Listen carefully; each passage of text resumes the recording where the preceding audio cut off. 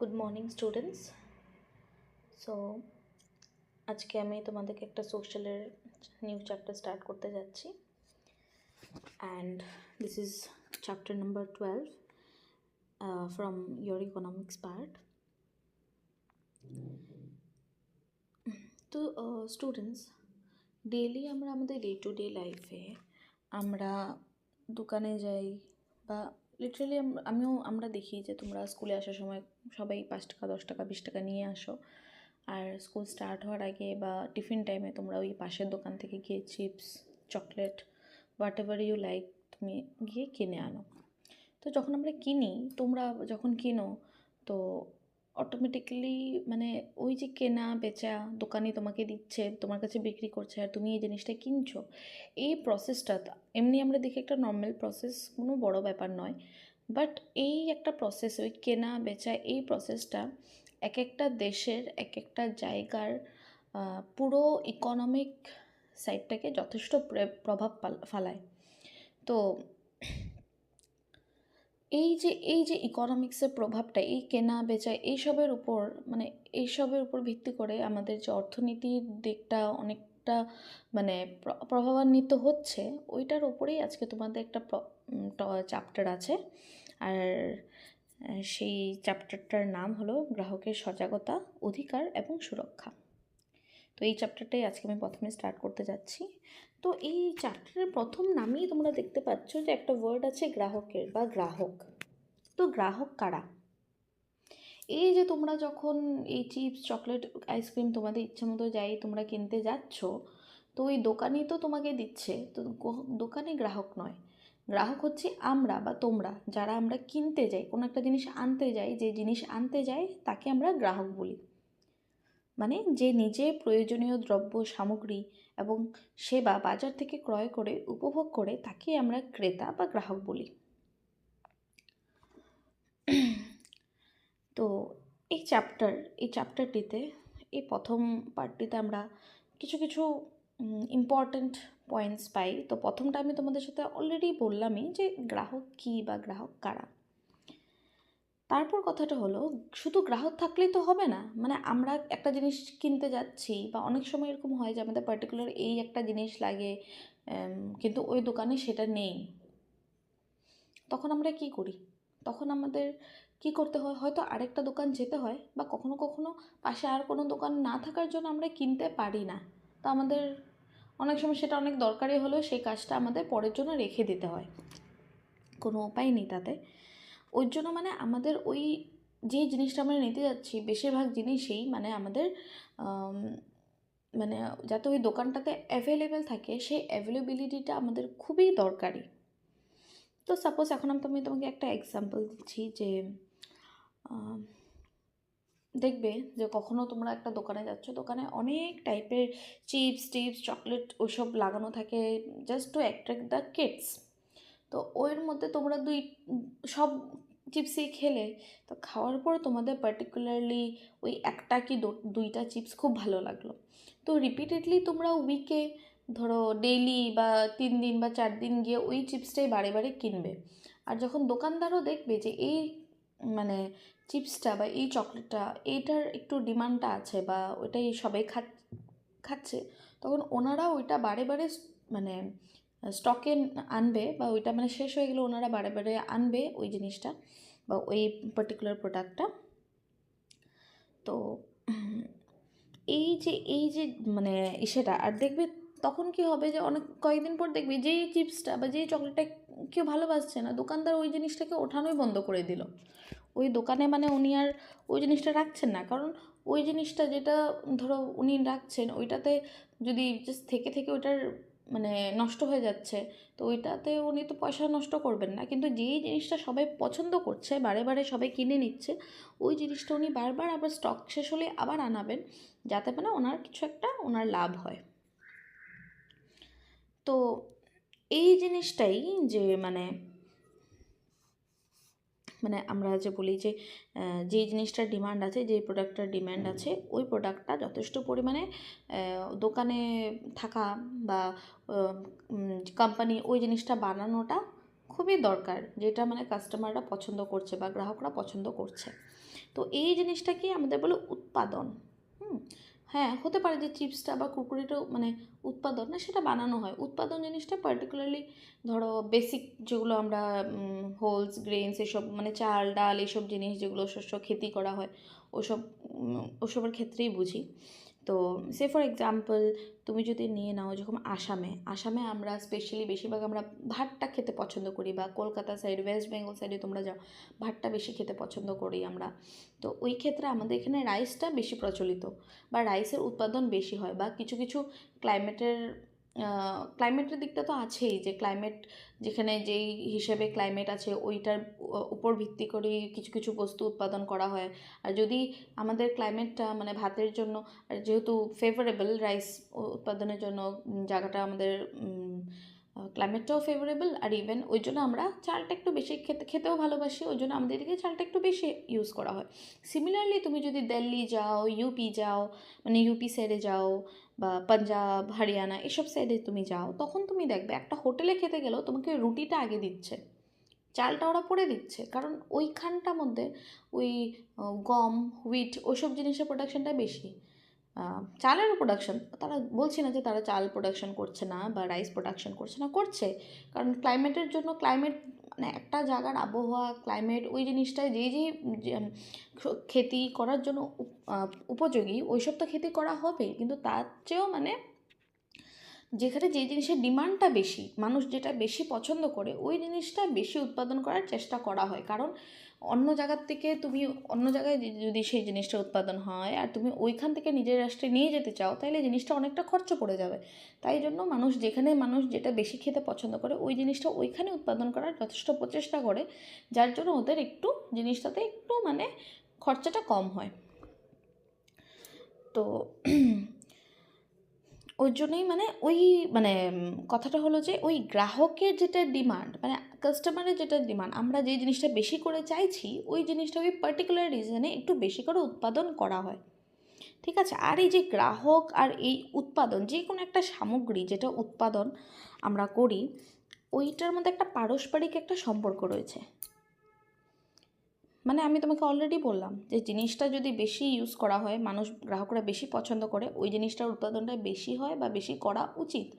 আর যখনই তোমরা উৎপাদন বেশি করবে তখনই লোক ওটাকে বেশি কিনবে, আর বেশি কেনা মানে বেশি কেনা বেচা যখন হবে ওই জিনিসটা আলটিমেটলি আমাদের দেশের বা আমাদের রাষ্ট্রের অর্থনীতির উন্নয়নের ক্ষেত্রে যথেষ্ট অবদান যোগায়। ওই তো টাকা পয়সার যখন লেনদেনটা হবে তখনই তো ওই থেকেই আমাদের সরকার ওই থ্রু ট্যাক্স মানে ওনাদের মানে অর্থনীতির কাজগুলো মানে চালিয়ে নিয়ে যায়, যার থেকে ধীরে ধীরে ওইটা আমাদের অর্থনৈতিক দিকটাকে লাভান্বিত করতে যথেষ্ট সহায় করে।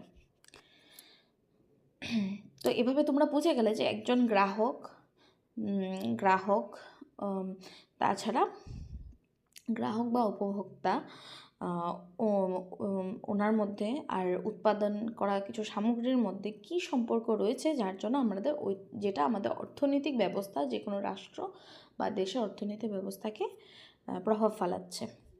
তাছাড়া আমরা তো গ্রাহক বুঝে গেলাম, আমরা গ্রাহক, বাট আমাদের কিছু দায়িত্ব কর্তব্যও রয়েছে। গ্রাহক হিসেবে আমাদের কিছু দায়িত্ব কর্তব্যও রয়েছে। গ্রাহক বলেই যে আমরা বা উপভোক্তা বলেই যে আমরা দেশে তো অনেক কিছুই বানানো হচ্ছে, সব রকমের কিছুই বানানো হচ্ছে, কিন্তু আমাদের একটা দায়িত্ব আছে যে আমরা যে সব জিনিস যখন যে চিপসটাই যে ফর এক্সাম্পল তোমাদের বললাম, তুমি যদি সপ্তাহে ডেলি ভাত না খেয়ে চিপস খাও তো তোমাদের শরীরে সেই জিনিসটা শরীরের জন্য ক্ষতিকারক।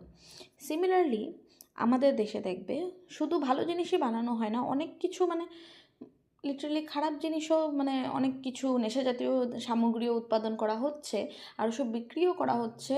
কারণ অনেক কোম্পানির অনেক এটা মানে অনেক দিকে অনেক কোম্পানির মানে লাভ রয়েছে ওই জন্য। কিন্তু আমরা গ্রাহক হিসেবে আমাদের সতর্ক হওয়া উচিত, বা আমাদের একটু এই জিনিসটা জানা উচিত যে কোন জিনিসটা আমরা আমাদের জন্য ভালো, কোন জিনিসটা আমাদের জন্য খারাপ। আমরা এই সব নেশাগ্রস্ত নেশা জাতীয় বস্তুগুলো যদিও বাজারে বিক্রি হচ্ছে, তথাপিও আমরা একজন সজাগ নাগরিক হিসাবে বা সজাগ গ্রাহক হিসাবে এটা আমাদের দায়িত্ব যাতে আমরা এইসব জিনিস সেবন না করি। আর যদি আমরা সেবন না করি, আমরা ব্যবহার না করি এই সামগ্রীগুলো, তাহলে অটোমেটিক্যালি যারা বানাচ্ছেন উৎপাদকেরা, তারা এসব বস্তু উৎপাদন করা কমিয়ে দেবে যখন দেখবে ওদের লাভ নেই। তো ওই জন্য এটা আমাদের দায়িত্ব যাতে যাতে আমরা যত্নবান হই, যাতে ভবিষ্যতে দেশ এবং দেশের কল্যাণ সাধনের জন্য আমরা এইসব বস্তু, যেসব জিনিস উৎপাদন হচ্ছে কিন্তু যেটা আমাদের জন্য সমাজের জন্য কোনোই কল্যাণকামী নয়, ওইসব জিনিস আমরা ব্যবহার না করাটাই আমাদের প্রধান দায়িত্ব এবং কর্তব্য। তো এখন আমি তোমাদেরকে আরেকটা কথা বলছি যে শুধু গ্রাহক হলে দায়িত্ব কর্তব্য অবলম্বন করলেও হবে না, কিছু কিছু ক্ষেত্রে আমাদের সতর্কতাও থাকাটাও প্রচুর দরকার। তো এই সতর্ক কেন হতে হবে, কিভাবে হতে হবে আর কেন হতে হবে, ওইটা আমি তোমাদেরকে একটা এক্সাম্পল দিয়ে বোঝাচ্ছি। তো একটা ছোট স্টোরি, যে একজন বাবা ছিলেন, তো মানে একটা মেয়ে ছিল, মেয়েটার নাম ছিল রিনা। রিনার বাবা একদিন দুপুরবেলা হঠাৎ মানে খুব অসুস্থ হয়ে পড়ে, ওনার জ্বর উঠে, ঠান্ডা জ্বর, খুব প্রচুর জ্বর হয়, জ্বর থেকে পেট ব্যথা, প্রচুর মানে ব্যথা ওইসব চলছিল। তো অনেক সময় পেটে ব্যথা, ওই জ্বরে উনি ভুগছেন। তো যখন রিনাও প্রচুর ঘরোয়া, আমরা যখন যে কোনো কিছু একটা হলে আমরা তো প্রথমে ঘরোয়া চিকিৎসাটাই প্রেফার করি, তো ঘরোয়া চিকিৎসা আমরা ও কিছুটা করলো, কিন্তু যেটাতে কোনো কিছু লাভ হলো না। তো তাই রিনা যখন দুপুরে দেখছে যে বাবার আর শরীরটা বেশি খারাপ হচ্ছে, তো রিনা গিয়ে, পাশেই একজন ডক্টর ছিলেন, ডক্টর সিনহা, ওনাকে গিয়ে ফটাফট ডেকে আনলেন। তো ডক্টর সিনহা এসে ওনার বাবাকে দেখলো, আর বাবাকে দেখার পর তিনি কিছু কিছু মেডিসিন প্রেসক্রিপশনে, যখন আমরাও ডক্টরের কাছে গেলে ডক্টর প্রেসক্রিপশন লিখে দেন, ওই ডক্টর সিনহাও রিনাকে মেডিসিন লিখে দিলেন। আর রিনা মেডিসিন প্রেসক্রিপশনটা নিয়ে ও সাথে সাথেই একটা পাশের দোকানে গিয়ে সেই প্রেসক্রিপশনটা দেখিয়ে সে ওষুধগুলো কিনে নিয়ে আসলো। কিন্তু সে একটা ভুল কী করলো, যে ও যখন প্রেসক্রিপশনটা আনলো ফার্মেসির থেকে, ওষুধগুলো আনলো, ও কোনো রিসিপ্ট আনেনি। অনেক সময় আমরা যে জিনিসের দোকানে কেনা বেচা করি, যখন কিছু কিনে আনি আমরা জিনিসটার বিল আনি না বেশিরভাগ সময়ই, কিন্তু অনেক সময় এটা আমাদের অনেকটা মানে ক্ষতি সাধন করতে পারে, বা এটা কীভাবে ক্ষতি সাধন করে এই স্টোরির থেকেই তোমরা বলতে পারবে। তো রিনাও সেরকম আমাদের অনেকের মতো, ও আর বিল আনলো না দোকান থেকে, ও এমনি জিনিসগুলো কিনে নিয়ে আসলো, এনে ওর সাথে সাথে ওর বাবাকে ওষুধ খাওয়ালো। কিন্তু বাবাকে ওষুধ খাওয়ানোর পরও দেখছে বাবার অবস্থা ভালো নয়। তারপরে পরে রিনার ঘরের বাকি মানুষরা দেখলো যে রিনার বাবার অবস্থা বেশি খারাপ, তাই তোরা রাত্রেবেলা রিনার বাবাকে নিয়ে হসপিটালে অ্যাডমিট করা হলো। তারপর হসপিটাল কর্তৃক যারা অন্য ডাক্তাররা ছিলেন, তারা যখন জিজ্ঞেস করলো যে উনি কি মেডিসিন খেয়েছেন, তো মেডিসিনগুলো দেখানোতে ডক্টর দেখলো যে সেই মেডিসিনগুলো অলরেডি এক্সপায়ার হয়ে গেছিলো। তো ওই এক্সপায়ার্ড মেডিসিন খাওয়ার জন্যই রিনার বাবার শরীরটা আরও বেশি খারাপ হয়ে যায়। কিন্তু যখন বাকি রিনার মা বা অন্যরা জিজ্ঞেস করলো রিনাকে যে ওই ফার্মেসির থেকে যে তুমি এনেছো ওষুধগুলো, ওইটা মানে কোনো কি বিল এনেছিলে? তো বিল তো ও আনেনি। তো ওই জন্য উনি গিয়ে রিনার মা বা পরিবারের অন্য সদস্যরা গিয়ে ওই ফার্মেসিতে বলতে পারেনি, কারণ যে ফার্মেসির লোকটা একটা মানে এক্সপায়ারি মেডিসিন রাখাটাই মানে উচিত নয়, কিন্তু তথাপি উনি রেখেছেন আর উনি বিক্রিও করেছেন, এটা টোটালি আইনসঙ্গতভাবে মানে দণ্ডনীয়। মানে কারণ ওনার জন্য আজকে একটা মানুষের জীবনহানি হতে পারতো, কিন্তু যেটা হয়নি। কিন্তু ওনার জন্যই রিনার বাবা হসপিটালে অ্যাডমিট হলো, আর ওনার আরও বেশি মানে মানসিক আর শারীরিকভাবে উনি অনেকটা মানে মানে ভুগলেন উনি ওই ফার্মেসিস্টদের জন্যই। কিন্তু ওনারা কিছুই করতে পারলেন না, ওনারা কাউকে কিছু কমপ্লেন করতে পারলেন না, কারণ ওনার কাছে প্রকৃত একটা রিসিপ্ট ছিল না। ওনার যদি রিসিপ্ট থাকতো তাহলে মুখের কথায় তো আর পুলিশ বা যে কোনো সরকার তোমার কথায় বিশ্বাস করবে না। তাই আমাদের সবসময় ওই গ্রাহক হিসাবে যাতে আমরা প্রতারিত না হই, যাতে কেউ আমাদেরকে না ঠগিয়ে যেতে পারে, তাই আমাদের যথেষ্ট সচেতন হওয়া দরকার। আমরা যেখানেই যাই আমাদের বিলটা সংগ্রহ করা দরকার। তাছাড়া আমাদের ওই জিনিস কেনার সময় জিনিসের মেয়াদ ফুরিয়েছে কিনা না, মানে এক্সপায়ারি আছে বা এক্সপায়ারি হয়ে গেছে, ওই জিনিসগুলো দেখাটা যথেষ্ট প্রয়োজন। তো এই থেকে আমরা এরপরে আমি তোমাদেরকে এখানে কয়েকটা পয়েন্ট আছে যেগুলো তোমাকে মানে এই পয়েন্টগুলোই আমাদেরকে বলে দেবে যে কীভাবে একজন গ্রাহক মানে প্রতারিত হয়, মানে আমাদেরকে একজন গ্রাহক হিসাবে দোকানিরা কীভাবে কীভাবে ঠকাতে পারে। যেরকম দেখো কিছু পয়েন্ট আছে, যেরকম বস্তুর ওজন সঠিকভাবে না করা। তো অনেক সময় আমরা দোকানে গিয়ে আলু পেঁয়াজ এসব কিনি যেগুলো ওজন করে আনতে হয়, কিন্তু আমরা যদি ভালো মতো না দেখি যে উনি ওজন করছেন কি করছেন না, অনেক সময় ওনারা একটু কম ওজন করেও আপনাকে দিয়ে দিতে পারে। সব দোকানিরা কিছু কিছু দোকানিরা এসব করে থাকে। তো ওই জন্য আমাদের এই জিনিসটা ভালো করে লক্ষ্য করে দেখতে হয় যে উনি কি ভালোভাবে ওজন করছেন নাকি না। তাছাড়া ভেজাল বস্তু বিক্রি করা, অনেক সময় দোকানেরা এই যে যেরকম এক্সপায়ার বস্তু বা ডালের মধ্যে মেশানো খারাপ ডাল ভালো ডাল মিশিয়ে সেরকমভাবে বিক্রি করে, তো ওই জিনিসটা আমাদের দেখতে হয়। তাছাড়া বস্তু বা সেবা উপযুক্ত মান বিশিষ্ট না হওয়া, ক্রয় করা বস্তু বা সেবার নগদ রসিদ না দেওয়া বা অশুদ্ধভাবে দেওয়া, যেরকম রিনার সাথে হলো যে ও ক্যাশ মেমো বা রিসিপ্টটা নেয়নি। তো দোকানিরা এসব ইচ্ছে করেই করে যে যে কোনো অসুবিধা যাতে ফিউচারে যদি হয় তাহলে যাতে ওনাদের কোনো প্রবলেম না হয় ওই ক্ষেত্রে।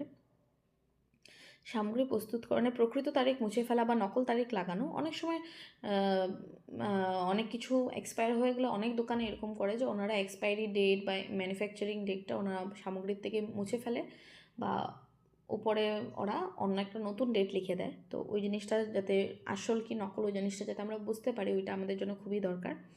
তাছাড়া প্রকৃত মূল্যের ওপর নকল মূল্যের লেবেল লাগানো, অনেক সময় দাম যেখানে লেখা থাকে জিনিসের ওইটার উপরেও দোকানের নকল লেবেল লাগিয়ে রাখেন।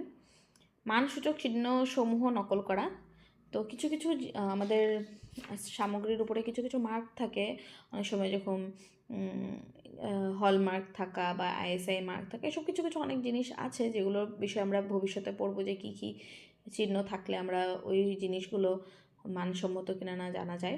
ওই সব চিহ্নসমূহ মানে নকল করতে এখন অনেক দোকানেরাই করতে পারে, যারা করে থাকেও সচরাচর। তাছাড়া নামি দামি কোম্পানি উৎপাদিত সামগ্রী হুবহু নকল করা, অনেক সময় দেখবে সেম প্রোডাক্ট দুটো কোম্পানি সেম রকম বিক্রি করছে, যে প্রোডাক্টটা আগের থেকেই চলছে খুব ভালো, তো অন্য একটা কোম্পানি সেম সেম সেম বস্তু বিক্রি করছে, একটু নামটা বদলিয়ে দেয় বা একটু প্রোডাক্টটা বদলিয়ে দেয়। তো ওই জিনিসটা আমাদের জানা দরকার যে কোনটা আসল কোনটা নকল, আমরা যাতে নকল বস্তুর ফাঁদে না পড়ি।